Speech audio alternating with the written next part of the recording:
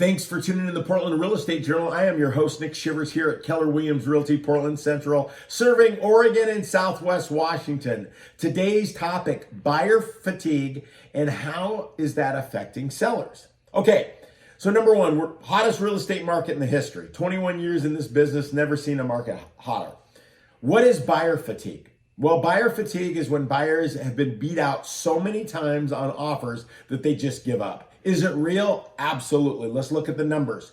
In the month of April, nationwide, 4.2 offers per house. So a house is listed, on average, they'd get 4.2. Here for our team locally, that was roughly around 7.2 offers per house. At the end of May, what we were seeing nationwide, that dropped to 3.8 offers. And what we saw here for our team was down to about 5.8 to 6 offers per listing. Now, real estate shifts very, very slowly.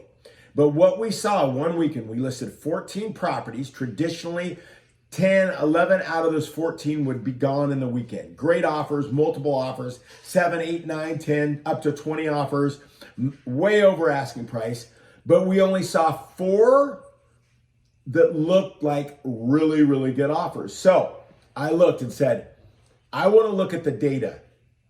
So I looked at April compared to May, month over month, and it was very similar, slightly down on actives, about the same on pending sales, but closed sales was roughly down 1%. So the data showed that homes were selling, but the one thing that we noticed, homes were selling a little bit later. So instead of like 4 days on the market, it went up to like 9 days on the market.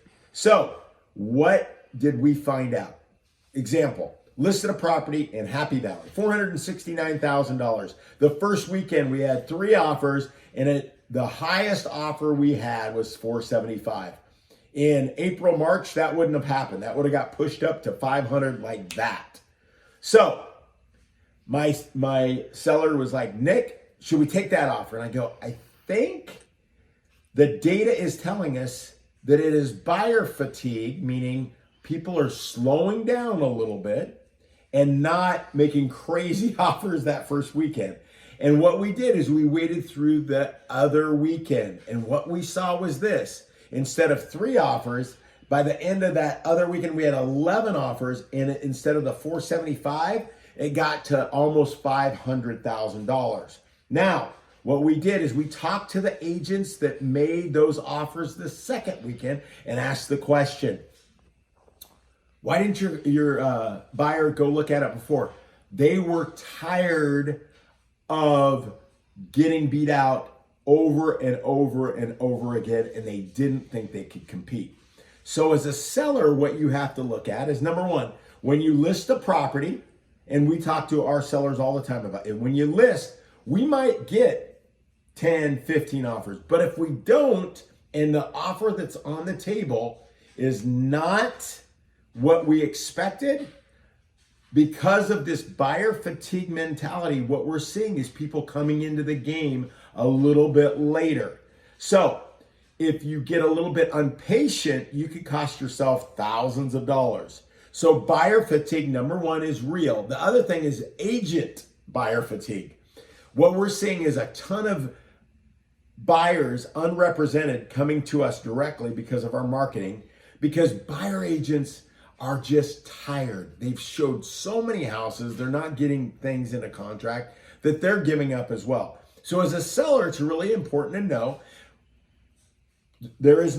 values are still going up, not as high as they were, but still going up at a nice clip. Number 2, days on market is still great, but instead of just a weekend, it might be 2 weekends. And historically, that is better than it's ever been. So hopefully we clarified, is buyer fatigue real? Yes, it is. And how that can affect you in this hot seller's market. Until next time, this is Nick Shivers. I'm out.